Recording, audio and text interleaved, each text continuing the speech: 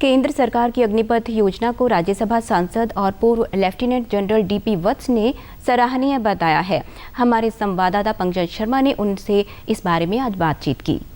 हरियाणा के युवाओं के लिए कितनी बड़ी सर ये अपॉर्चुनिटी है, एक डबल बोनेंजा हो गया कि सेना भी मौका दे रही है। उसके बाद मुख्यमंत्री ने कहा सिविल नौकरियों में, जैसे आपने अभी बताया कि वो भी मिल जाएगी वरीयता, तो युवाओं के लिए कितनी बड़ी अपॉर्चुनिटी। हरियाणा का सेना में हर 10वां जवान हरियाणवी है और सेना में जाने के लिए बहुत ही उत्सुक हैं।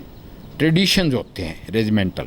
एक मैं यहाँ ये भी बताना चाहूँगा कि सरकार रेजिमेंटल ट्रेडिशन जो हैं उससे कोई टिंकर नहीं कर रही है। रीजनल रेजिमेंट और कास्ट के नाम पे रेजिमेंट हैं वो रहेंगी, वो यूं की यूं रहेंगी। ये तो एक स्कीम है, जैसे सेना में अफसरों के लिए शॉर्ट सर्विस कमीशन था, उसी तरह जवानों के लिए ये अग्निपथ एक जो है वो स्कीम है।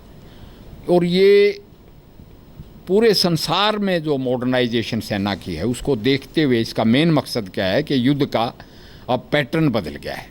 लड़ाई अब बॉर्डर पर ना होने की बजाय वो उग्रवाद में परिवर्तित होगी। उग्रवाद का मतलब ये है कि स्कूल पे भी हमला हो सकता है, घर पे भी हमला हो सकता है। इसलिए ट्रेंड सैनिक गांव में भी होना चाहिए, नौकरी में भी होना चाहिए उग्रवादी से डील करने के लिए। इसलिए मैक्सिमम युवकों को ट्रेन करके पूरे देश में फैलाने से मतलब है। और यंग ब्लड सेना में यानी 17.5 साल कर दिया उनका एंट्री, 21-22 साल 21 तक है। 21 के बाद यानी जो 17.5 का भर्ती हुआ वो तो 22-23 का ही सिविल में आ जाएगा इफ़ ही सो डिज़ायर्स। एक मैं बड़ा क्लियर करना चाहता हूँ, दूसरे मुल्कों में तो कॉन्स्क्रिप्शन यानी कि लाजमी सेना की ट्रेनिंग और सेना की भर्ती है, जैसे इजराइल में भी है, मगर यहाँ तो वॉलंटरी है, यहाँ तो स्वैच्छिक है।